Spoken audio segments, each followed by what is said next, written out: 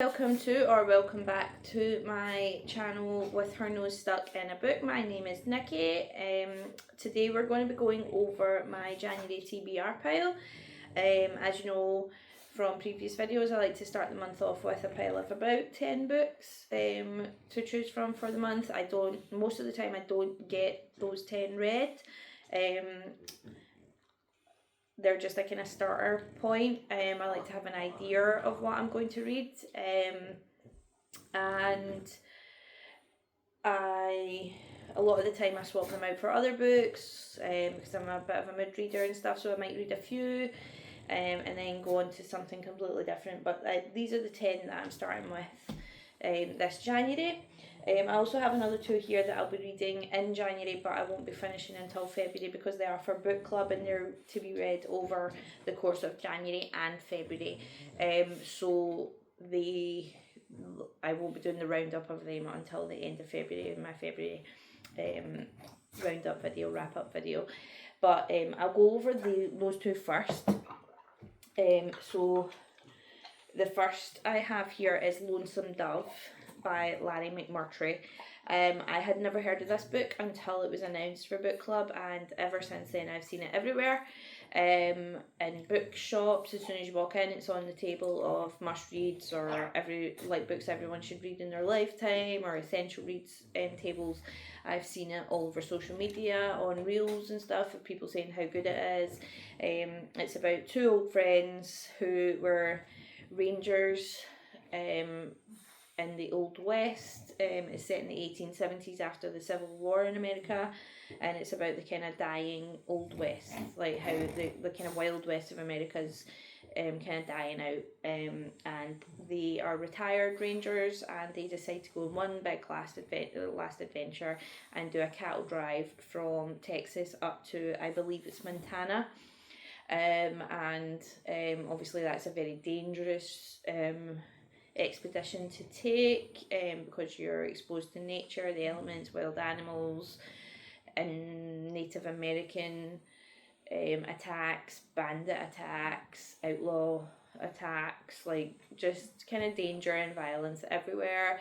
And obviously it's not just about the journey of the cattle drive, which kind of blows my mind, how you can move thousands and thousands of cattle across the country without any transport, but it's about learning about yourself along the way and stuff, and friendship and all that kind of thing. So I'm really looking forward to it. I've read about 50 pages and I'm finding it really good so far. Obviously there is quite a lot to go. It's about 900 pages long, but yeah, as I say, we're reading that over January and February, and then alongside that, alternating in between the different parts of Lonesome Dove, we will be reading 3 plays from this. Well, 5 plays. One is a trilogy, but it's like we're kind of counting it all as one play. And the first play is Aristia, which is about Agamemnon returning from the events in the Iliad, I believe. And he comes home and his wife's been having an affair, and her lover murder him, I believe, and his son swears to get vengeance for his father. The next one is Oedipus Rex, which is the famous play about Oedipus killing his father and marrying his mother, but he doesn't know it. He doesn't realise that it's his father and mother. So I guess that makes it a little less weird, but yeah. And then the third one in this book that I'm reading is Media, which I cannot remember at all what it's about, but I will come back and tell you once I've read it. But yeah, so we'll be reading part 1 of Lonesome Dove, then a play, part 2 play, part 3 play, so on until we're finished both of them. So by the end of February we will have read both of those, and I will come back and tell you all about them. Next up I have, so this is my actual January TBR. Now there is a couple here that I have already started. I started this one in December, but didn't get to finish it because I was trying to finish Bleak Club for book club, and sorry, I've got something in my eye. I was trying to finish Bleak House for book club, so I didn't get to finish this. So I plan to finish this in January. It is The Toy Makers by Robert Dinsdale, and it's about a toy emporium in London, and it starts off in the 1910s with a young girl who finds herself pregnant as a teenager, and because of the time it is, and the way attitudes were at that time, her parents are basically packing her off to this kind of boarding house to have her baby and give it away, and then kid on, it never happened, come back, pretend it never happened. And she doesn't want to do that. She doesn't feel comfortable with that. And she sees this advert in, I think it's a newspaper, advertising for a shop assistant for this toy emporium, and she answers it and she runs away to do that. She ends up having her baby there and falls in love with one of the sons of the owner of the shop.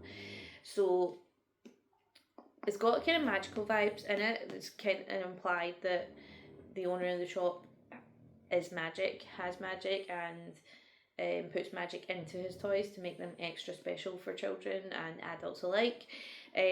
But apart from those kind of whimsical, magical elements, it does also deal with kind of more deep issues. As I already mentioned, there's the kind of teen pregnancy element at the start of it, but it also deals with war, because obviously it goes into the period of the First World War, and it deals with the PTSD that men suffered as a result of going to war and being in battle in the First World War, and the attitudes towards that at the time and how it wasn't really understood properly. So yeah, there's like stuff like that in here as well. So I'm really looking forward to finishing it. But yeah, so that's my first one. The other two that I've got here to finish this month is Wuthering Heights by Emily Bronte and The Secret History by Donna Tartt. I started both of these in November, and I was planning to finish them in December, but Christmas, like, busyness, does it like the hustle and bustle of December, and like the busyness of it and getting ready for Christmas and all the socialising and stuff like that just meant that I didn't have time, so I put them both to the side to finish in January because I do want to properly appreciate them. So Wuthering Heights, I've got about half of Wuthering Heights left. As you know, and as I've said in previous videos, it is about Kathy and Heathcliff and their kind of doomed, toxic love relationship. And yeah, I won't say too much more because I have obviously mentioned it in a previous TBR, but I want to finish that, and I want to finish The Secret History, which is about a group of students, and opens with the death of Bunny, and the book kind of deals with why they killed Bunny, and the kind of fallout of that. So I want to finish that also. Next up, I have North and South by Elizabeth Gaskell.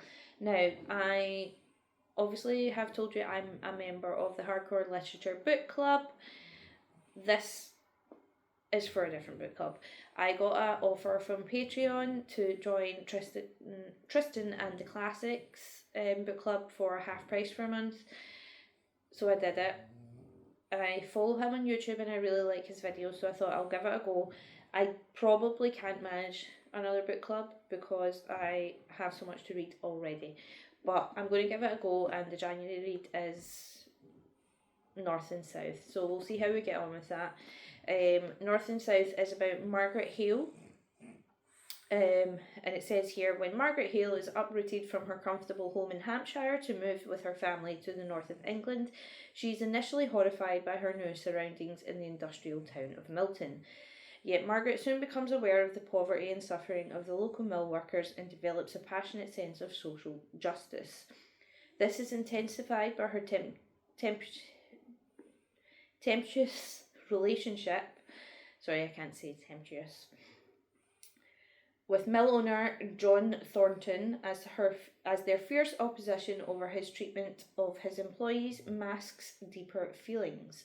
In North and South, Elizabeth Gaskell skillfully fused individual feeling with social concern, and in Margaret Hale created one of the most original heroines of Victorian literature. So I really do like Victorian literature, and I've heard North and South being held up as one of the great books of Victorian literature. It's obviously about that kind of North and South divide, about the industrial towns of the North and like the wealth of the people living in the South and stuff, and the kind of divide that we can still see today in England between the North and South. Not so much industrial versus wealth type thing, but like just the difference in politics between the North and South in England and stuff. So yeah, it's probably still quite relevant to today. I've never read any Elizabeth Gaskell, so I'm intrigued to do that. And we'll see how we get on, and if I can maintain being a member of 2 different book clubs. Next up is The Catcher in the Rye. I've obviously read this before. It's one of my favourites. I wanted to reread it this year just because. It's by J.D. Salinger, and it's about Holden Caulfield, and it is basically starts with him being expelled from another boarding school, and he kind of saying goodbye to his favourite teacher and the school and stuff, and then he spends a few days in New York, and it's kind of, I don't really know how to describe it because not a lot happens. Like, it's just about him kicking about New York and stuff before he has to go home and tell his parents he's been expelled again. But he's telling you about different aspects of his life and how he is the way he is, how he's got to where he is and stuff, like about his brother and all these kind of things. And I feel sorry for him. He gets a lot of hate, but I think we've got to remember he's just like a 15-year-old boy. Like, he's a child. And I personally don't see how you could read Catcher in the Rye and not feel sorry for Holden at the end. But a lot of people hate him, so it is a bit of a divisive book. A lot of people say if you're a guy and it's your favourite book, it's a red flag. I don't know.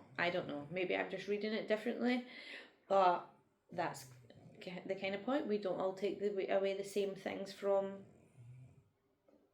books. Like, we all get different things from them, but personally I think we need to remember that Holden is just a young boy and he's been through a lot of stuff. So yeah, that's that. I will be reading that in January. Next up is The Fellowship of the Ring by J.R.R. Tolkien, which is obviously the first book in the Lord of the Rings series. I always planned to read that this year. I was going to put it off to the summer, but for some reason I was really drawn to reading it right now. So I have it. I've started it. I've read about 50-ish pages. Yeah, 40 pages. And enjoying it so far. Obviously I know the story from the films, but I've never read the books. But I, for some reason, just really wanted to read it right now. It's obviously about Frodo and his gang trying to take this ring to destroy it because it's of the power it has over people. But this is the beginning of the journey. And what I will say is I've seen a lot of parallels between this and Lonesome Dove so far. I've read about 50 pages of each so far, because obviously they are both like going on an adventure stories, heroes' journeys type thing. But yeah, I hope to read, well, I don't hope to read it, I am reading it because I've started it, but hope to finish it in January. It is about 400 pages long, but the writing is teeny tiny. But yeah, I'm looking forward to reading the rest of that, because I've never actually read any Tolkien at all, and he is very influential in fantasy writing and stuff like that. So yeah, looking forward to that. Next up, I have Hamlet, by obviously William Shakespeare. I want to read a few different Shakespeare plays this year. I was going to aim for one every month, but it'll probably more likely be one every 2 months.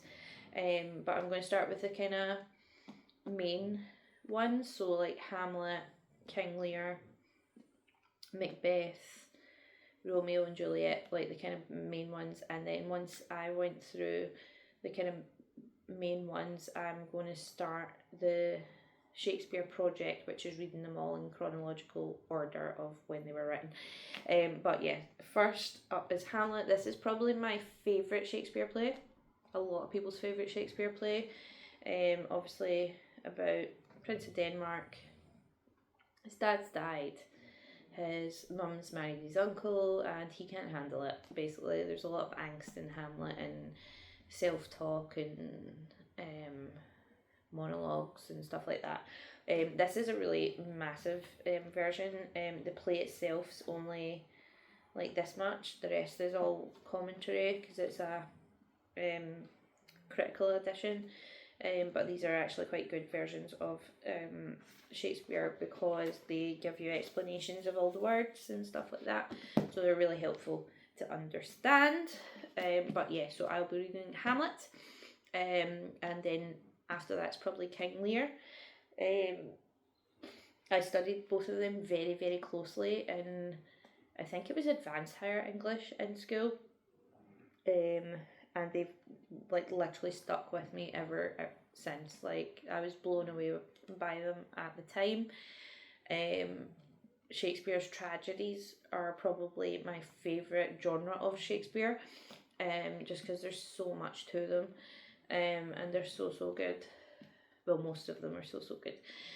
But yeah, Hamlet is my favourite, and I'm really looking forward to digging back into that. Yeah. Next up, I have Percy Jackson and the Lightning Thief. This is one of the books I have left on my 40 for 40 reading challenge to read. This was recommended to me by my daughter Lexi. It's by Rick Riordan, and it's obviously about Percy, who finds out he's a young boy. He's getting kicked out of loads of schools for special kids. It's not gifted kids. It's troubled kids. I want to say. And he keeps getting kicked out of all these schools. He doesn't know why. He's not trying to be bad. Like, he doesn't know. And then one day he finds out he is what is known as a demigod, which means his dad was a god. And it's about him trying to navigate that and find out. At first he's trying to find out who his dad is, and then he finds out who his dad is, and then he gets his quest. He goes to Camp Half-Blood, which is where all the demigods go to keep them safe. And then he goes on a quest with his friends, and he meets people like Medusa and stuff like that along the way. So yeah, really fun book. It's a part of a series. It's the first in a series by Rick Riordan. It's also currently a TV series in the second season, which I've been watching along with my daughter. And there is also a film version of it. So it is a pretty well known story. But yeah, looking forward to seeing what the book's like. Next up, I'm going to reread The Kite Runner. I read this for my 40 before 40 challenge, but I read it quite quickly because I was trying to get through them all, and I would like to reread it to appreciate it a bit more. It is set in Afghanistan. I'll just read the back. Afghanistan, 1975. 12-year-old Amir is desperate to win the local kite fighting tournament with his friend Hassan. But neither of the boys can foresee what will happen to Hassan that afternoon, an event that is to shatter their lives. After the Russians invade and the family is forced to flee to America, Amir realises that one day he must return to Afghanistan under Taliban rule to find the one thing that his new world cannot grant him: redemption. So yeah, it's about these two young boys. They're basically best friends, but there's a bit of a power imbalance in that Amir's quite well off and Hassan is his dad's servant son.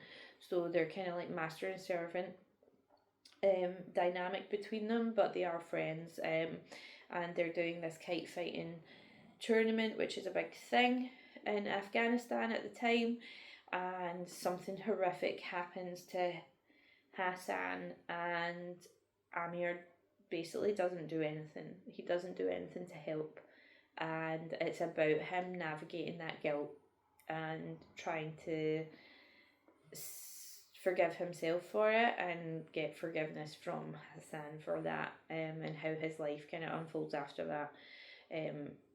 That kind of one horrific event, and this is such a good book for learning about empathy that yeah, I would just recommend. Like, this is, if you only read one book this year, maybe make it this one if you haven't read it already, because it is just so good, and it teaches you so much about empathy and just human kindness and compassion and stuff like that.